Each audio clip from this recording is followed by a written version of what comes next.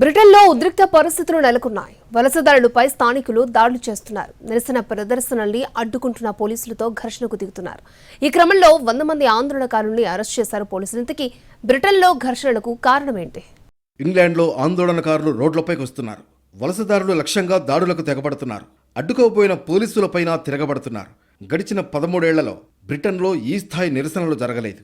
ఇటీవల సౌత్ పోర్ట్లో 3 బాలికల్ని కత్తితో పొడిచి చంపాడనే ఆరోపణలు ఎదుర్కొంటున్నారు 17 ఏళ్ల ఎక్సెల్ రుదా కుబానా. అయితే రుదా కుబానా వలసదారుడంటూ సోషల్ మీడియాలో తప్పుడు ప్రచారం జరిగింది. ఇది కాస్త వలసదారులకు వ్యతిరేకంగా నిరసనలు, విధ్వంసాలకు దారితీసింది. బాలికల హత్యోదంతంపై సోషల్ మీడియాలో పోస్టులతో వలసదారులపై స్థానికుల్లో ఒక్కసారిగా ఆగ్రహం పెల్లుబికింది. బ్రిటన్ ఆశ్రయం కోరుతున్న వాళ్లు బస చేసిన రోతర్హామ్లోని హోటల్పై ముసుగులు ధరించిన ఆందోళనకారులు దాడి చేశారు. తర్వాత లివర్పూల్, మాంచెస్టర్, బ్రిస్టల్లో కూడా వలసదారులపై ఆగ్రహావేశాలు వ్యక్తమయ్యాయి. అడ్డుకోబోయిన పోలీసులపైన దాడులు చేశారు ఆందోళనకారులు. బాటిళ్లు, ఇటుక బెడ్డలను విసిరారు. షాపుల్ని లూటీ చేశారు. వలసదారులపై దాడులకు బ్రిటన్లోని అతివాద శక్తులు కారణమని తెలుస్తోంది. కత్తిపోట్ల ఘటనను సాకుగా చూపి విద్వేషాలు రెచ్చగొట్టడానికి ప్రయత్నిస్తున్నారు.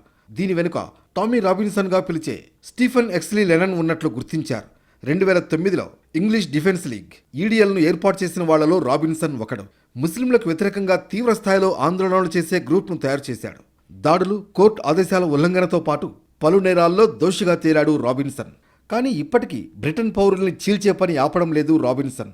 సోషల్ మీడియా ద్వారా అతను అతివాద పోకడలతో ప్రజల్ని ప్రభావితం చేస్తున్నాడు. 2018లో రాబిన్సన్పై ట్విట్టర్ నిషేధం విధించింది. అయితే ఎలన్ మస్క్ చేతికి వచ్చి ట్విట్టర్ పేరును ఎక్స్గా మార్చిన తర్వాత రాబిన్సన్ అకౌంట్ రియాక్టివేట్ అయింది.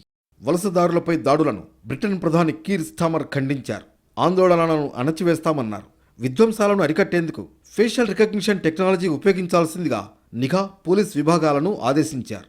మరోవైపు ఎక్సెల్ రుదా కుబానా ముస్లిం వలసదారు అంటూ జరుగుతున్న ప్రచారంలో నిజం లేదంటున్నారు అధికారులు. ఈ విషయాన్ని న్యాయమూర్తి ఆండ్రూ మినరీ స్వయంగా ప్రకటించారు. వేల్స్లో రువాండాకు చెందిన దంపతులకు రుదా కుబానా పుట్టాడని తెలిపారు. బ్రిటన్లోని ఇతర నగరాలకు ఆందోళనలు విస్తరిస్తూ ఉండడం ఆందోళన కలిగిస్తోంది. దీంతో వేలాది మంది అదనపు పోలీస్ బలగాలను రంగంలోకి దించింది ప్రభుత్వం. ఆందోళనలను అదుపు చేయడానికి పోలీసులకు అవసరమైన ప్రతిదీ ఇవ్వడానికి సిద్ధంగా ఉన్నామని స్పష్టం చేసింది.